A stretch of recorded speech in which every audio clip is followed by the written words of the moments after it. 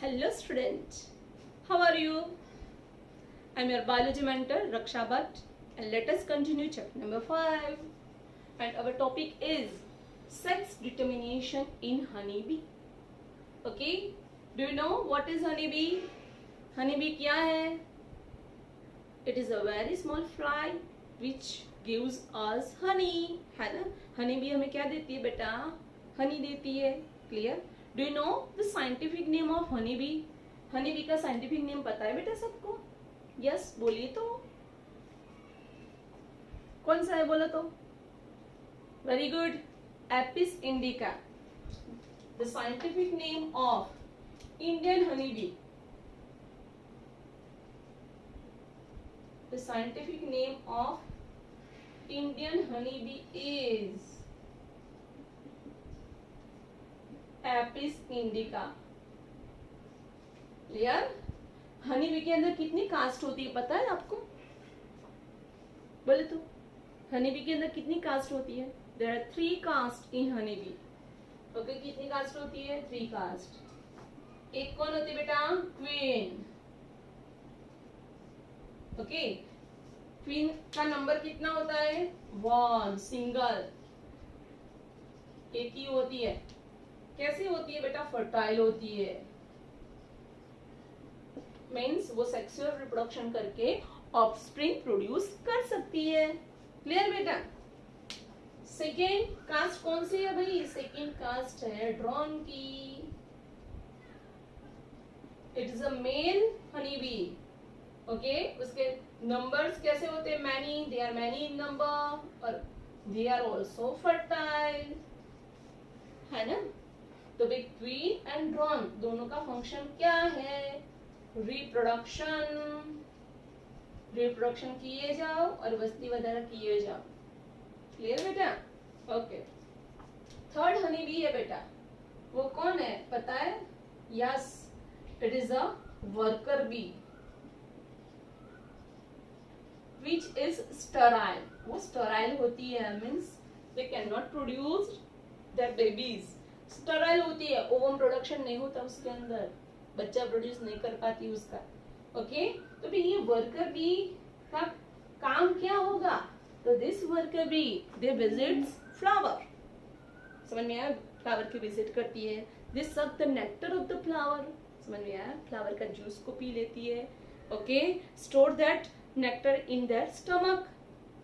Okay, and collect it in the hives in the form of honey. समझ में आया? वो हनी बनाती है. कौन बेटा? Worker bee, Sterlite worker bee. Okay, तो उसका मेन फंक्शन क्या है बेटा? हनी का कलेक्शन करना. क्लियर? ओके बेटा, तो आपको हनी बी के बारे में पता चला कि भाई the scientific name of Indian honey bee is Apis indica और उसके अंदर 3 टाइप की कास्ट है. क्वीन, फर्टाइल है, numbers only 1. Second drone, male honey bee, numbers many. Okay, they are also fertile. दोनों का काम क्या है? क्वीन एंड ड्रोन का sexual reproduction and produce large number of protein, है ना बेटा? थर्ड है बेटा worker bee. Okay, which is sterile और उसका फंक्शन है कलेक्शन ऑफ हनी. तो ये थी उसकी बेसिक इंफॉर्मेशन. ओके, तो ये हनी बी के अंदर सेक्स डिटर्मिनेशन कैसे होता है वो आज देखते हैं हम. चलो, मस्त टॉपिक है, इंटरेस्टिंग टॉपिक है. आ जाओ कि भाई देखो ये हमें लिखा है कि भाई sex determination in honey bee. बहुत बार एग्जाम में ऐसा भी पूछते हैं, haploid diploid sex determination. Okay, तो ये हैप्लॉइड क्यों लिखा है? Because in honey bee male is haploid. Male कैसा है बेटा? हैप्लॉइड होता है. हैप्लॉइड का मतलब having half number of chromosome and female is diploid.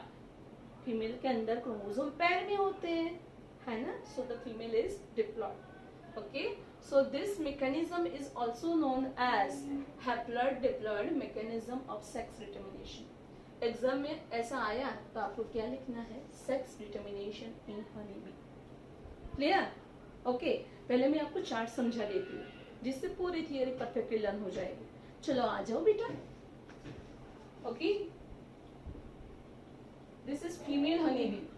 Female honeybees are diploid and having 32 chromosome. कितने क्रोमोसोम है? 32 क्रोमोसोम. लिखती हूँ मैं यहाँ पे डिप्लॉइड, या मैं 2n भी लिख सकती हूँ. Whereas male is haploid. उसके आधे कितने हुए? 16.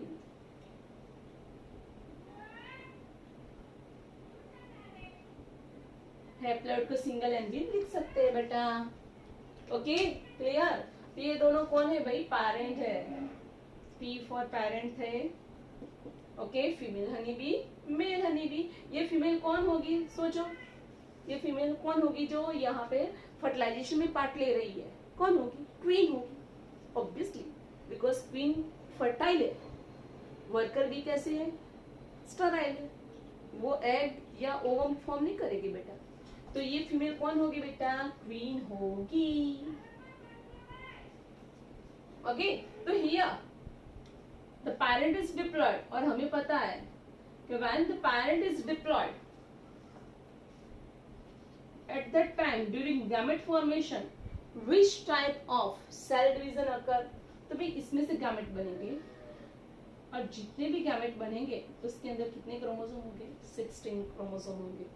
Okay, if the parent is diploid, यहाँ पे पैरेंट डिप्लॉयड है तो गैमेट फॉर्मेशन होता है, तब कौन से टाइप का सेल डिवीजन होता है? तो answer is meiosis.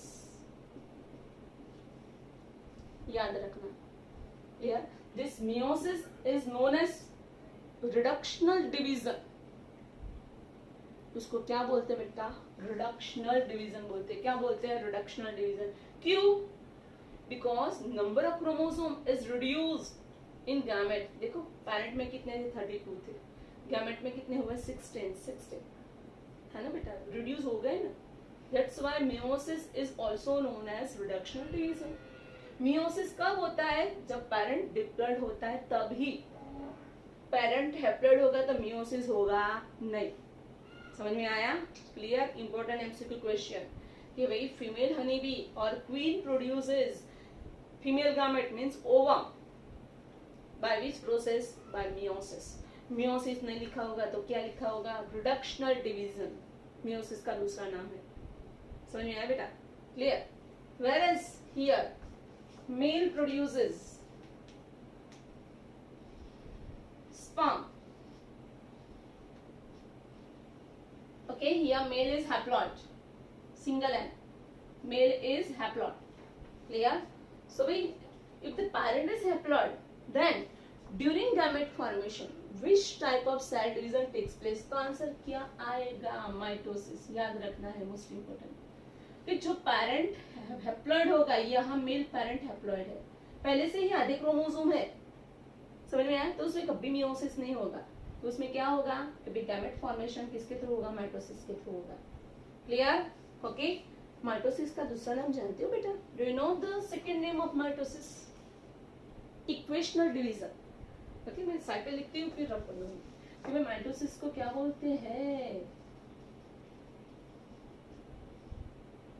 Equational division. क्यों ऐसा बोला? देखो, क्रोमोसोम के नंबर इक्वल कि भाई जो भी गैमेट्स बनते हैं उसमें क्रोमोसोम के नंबर इक्वल रहते हैं. यहाँ पे what is the other name of meiosis? Reductional division.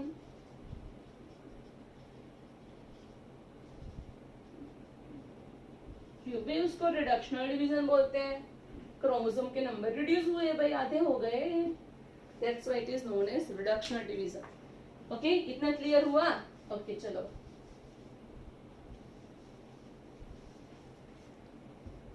तो हमें क्या पता चला बेटा? If the female parent is diploid, then meiosis occur and haploid gametes are formed. Gametes are always haploid, पता है. Gametes always haploid होते हैं. And here the male parent is haploid, so mitosis takes place and haploid sperm is formed. ये sperm है, ये क्या है भाई? ओवम. दोनों ओवम. क्लियर? ओके, अब देखो आगे पे. This sperm fertilize ovum. 16. The zygote having 32 chromosome. तो भाई 32 क्रोमोसोम वाला कौन होगा? फीमेल होगी. जरूरी नहीं वो क्वीन हो, वो स्टराइल फीमेल वर्कर भी हो सकती है. हमें खाली इतना याद रखना है कि if sperm fertilized ovum then female is formed. तो भाई मेल कैसे बनता है मैम? इसमें मेल कैसे बनता है? कंफ्यूज हो गए ना बेटा? तो आ जाओ. तो in this case this ovum is developed into male without fertilization. Most important, ध्यान देखना, एकदम ध्यान रखना. Here male is produced from ovum without fertilization. समझ में आया? This process is known as parthenogenesis. Most important कि भाई ओवम का फर्टिलाइजेशन नहीं हुआ और उसमें से सीधा मेल बन गया. ओके, प्रोसेस का नाम क्या है? पार्थेनोजेनेसिस. समझ में आया? ये पार्थेनोजेनेसिस. क्लियर? तो आपको पता चला, देख मेल बना. मेल का कोई पापा ही नहीं है, फादर ही नहीं है. मेल सीधा किसमें से बना? उसकी मदर के ओवम में से बना. क्लियर? ओके, तो देखो ये मेल चाइल्ड बना. मेल चाइल्ड का फादर फाइंड करो. ओके, मेल चाइल्ड का फादर नहीं होता, उसका मदर ही होती है. देखो फीमेल चाइल्ड का क्या होता है? फादर होता है. ये उसकी मदर है. ओके, ये मेल चाइल्ड का खाली मदर होती है. ओके बेटा, लेकिन उसके ग्रैंड फादर होते हैं. मेल चाइल्ड की मदर किसमें से फॉर्म हुई है? देखिए ये मेल चाइल्ड की मदर है और मदर के क्रोमोसोम कितने हैं? 32. और जिसके पास 32 क्रोमोसोम होते हैं उसके फादर होते हैं. तो भाई देख, ध्यान दो यहाँ पे कि भाई ये मेल चाइल्ड है. मेल चाइल्ड किसमें से फॉर्म हुआ? ओवम में से फॉर्म हुआ. ओवम किसने फॉर्म किया था? उसके फीमेल पेरेंट ने फॉर्म किया था. और फीमेल में से सीधा मेल बना. मीन्स उसके पापा होते नहीं है, उसके फादर होते नहीं है. क्लियर? लेकिन उसके जो फीमेल है, फीमेल प्रोडक्शन में कौन जाता है? स्पर्म होते हैं. देख, ये उसकी मदर थी, कैसे प्रोड्यूस होगी? ऐसे ही प्रोड्यूस हुई होगी ना. समझ में आया? तो उसके मदर के फादर थे, मीन्स उसके ग्रैंड फादर होते. क्लियर? तो याद रखो, तो यहाँ पे जो मेल बना है उसके फादर नहीं होते, उसके ग्रैंड फादर होते. क्लियर? ओके, और ये मेल चाइल्ड है, उसका सन फॉर्म नहीं होगा, लेकिन उसका ग्रैंड सन फॉर्म होता है. क्या फॉर्म होता है? ग्रैंड सन फॉर्म होता है. दूसरी बात समझाती हूँ. देखो ये मेल किसमें से फॉर्म हुआ? ये फीमेल ने ओवम फॉर्म किया और वो ओवम का फर्टिलाइजेशन नहीं हुआ. ओके, और सीधा पार्थेनोजेनेसिस हो गया और मेल फॉर्म हो गया. समझ में आया? मदर में से सीधा फॉर्म हुआ है, कोई फादर ने पार्ट नहीं लिया है उसको प्रोड्यूस करने में. तो here the male do not having father. Father नहीं होते, लेकिन उसके ग्रैंड फादर होते हैं, मीन्स उसके मदर के पापा होते हैं. ओके, फीमेल कब फॉर्म होगी? जब स्पर्म फर्टिलाइज करेगा ओवम, तभी फीमेल फॉर्म होगी. मीन्स ये फीमेल के फादर होते हैं. तो मीन्स मेल के फादर नहीं होते, लेकिन ग्रैंड फादर होते. समझ में आया? क्लियर? ओके, सेम वे ये मेल का सन नहीं होगा, लेकिन उसका ग्रैंडसन होगा. क्या होगा? उसका ग्रैंडसन होगा. मतलब क्या? ये मेल, सपोज ये मेल हुए, बड़ा होके वो भी ओवम, अब वो भी स्पर्म फॉर्म करेगा. समझ में आया? स्पर्म फॉर्म करके किसी फीमेल ओवम को फर्टिलाइज करेगा. समझ में आया? क्लियर? ओके, और पार्टिसिपेट करेगा. मेल, ये मेल ने क्या फॉर्म किया? देखो मैं सिंपली समझा देती हूँ. चलो, ये मेल कैसा होगा? मैच्योर हो गया, उसने स्पर्म फॉर्म किया. ये स्पर्म फॉर्म किया. क्लियर? ओके, ये क्या? उसकी फीमेल पार्टनर ओवम. क्लियर? ये स्पर्म ने किसको फर्टिलाइज किया? ओवम को फर्टिलाइज किया. 32 वाला मीन्स उसकी डॉटर ही आएगी, फीमेल ही आएगी. कभी सन आएगा नहीं, बिकॉज कभी कभी स्पर्म में से स्पर्म नहीं बन सकता, स्पर्म में से मेल डेवलप नहीं हो सकता, ओवम में से डेवलप हो सकता है। इसलिए समझ में आया कि ये मेल का जो स्पर्म बनेगा ना वो ओवम को फर्टिलाइज करके फीमेल बनाएगा, मीन्स अब वो कभी मेल नहीं प्रोड्यूस कर पाएगा, ओके। लेकिन ये फीमेल है, वो आगे जाके मेल प्रोड्यूस कर सकती है। फीमेल है, देखिए फीमेल थी, आगे जाके मेल प्रोड्यूस किया कि नहीं, सेम वे ये फीमेल है, आगे जाके मेल प्रोड्यूस कर सकती है।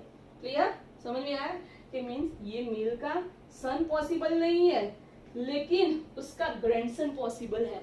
तो याद रखना ये लास्ट सेंटेंस कॉम्प्लिकेटेड है, ध्यान देना, इम्पोर्टेंट, कि in case of honeybee, honeybee के अंदर मेल के फादर नहीं होते हैं लेकिन ग्रैंडफादर होते हैं।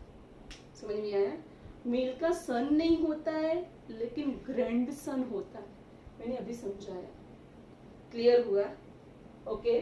चलो आ जाते हैं, चलो थियरी मैंने चार्ट पर से समझा दी है आपको, ओके। चलो आ जाओ, क्या है कि भाई sex determination in honey bee based on number of sets of chromosome and individual receive, कि भाई कितने क्रोमोसोम है इंडिविजुअल के अंदर। If the individual having 32 chromosome तो वो कौन होगा, female. If the individual having 16 chromosome तो वो कौन होगा, मेल होगा। समझ में आया, male produces sperm by mitosis, female produces ovum by meiosis, okay. This sperm fertilize ovum, then the zygote having 32 chromosome, that means female form, means यहाँ पे fertilization होगा, सेक्सुअल रिप्रोडक्शन होता है तो फीमेल ही बनती है, कभी मेल बनेगा नहीं, याद रखना। तो भाई मेल कैसे बनता है, तो here from ovum without fertilization male is formed, okay, and the process is known as parthenogenesis. Parthenogenesis की definition क्या है, formation of male individual without fertilization of ovum. This process is known as parthenogenesis. Clear बेटा, ये क्या बना, mail बना, अब ये फीमेल बनी। अब हमारे माइंड के अंदर आया कि यार फीमेल तो 2 टाइप की होती है, ये क्वीन बनी या वर्कर भी बनी, वो कैसे पता चल जाएगा। तो भाई इफ दिस फीमेल, देख फीमेल का एग होता है, समझ गया, एक फीमेल धीरे धीरे एग टूटेगा, ओके, और एग टूटा तो क्या निकला, लार्वा, फीमेल लार्वा निकला, समझ में आया, जाइगोट बना, जाइगोट डेवलप हो गया, उसमें से आगे जाके लार्वा बना। If the larva get royal jelly, larva को खाने के लिए क्या मिल रहा है, कंपोनेंट होता है ट्री के ऊपर, रॉयल जेली मिलेगा खाने के लिए, then that female is develop into queen.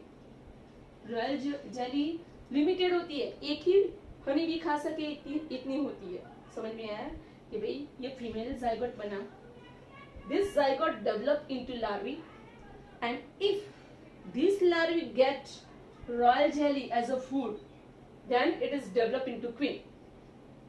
और royal jelly ना मिली तो it is developed into sterile worker bee। समझ में आया, क्लियर, ओके। बहुत मस्त थियरी है, आपको याद रखना है, clear, okay. 32 set of chromosome आए तो फीमेल बना, 16 सेट ऑफ क्रोमोसोम आए तो मेल बना। मेल कौन सी प्रोसेस से बना है, पार्थेनोजेनेसिस से, ओके। पार्थेनोजेनेसिस किसको बोलते हैं, development of male from ovum without fertilization. Ovum का फर्टिलाइजेशन नहीं हुआ और उसमें से सीधा मेल हनी बी बना, okay. Male honey bee means drone, okay, clear, that process is known as parthenogenesis, okay, and ये ड्रोन को हम क्या बोलते हैं, पार्थेनॉट,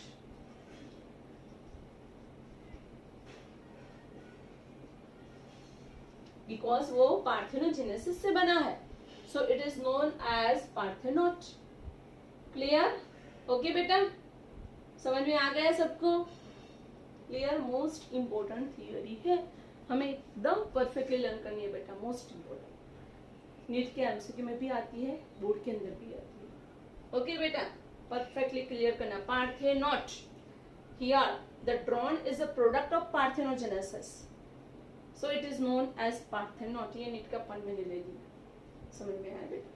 क्लियर? ओके।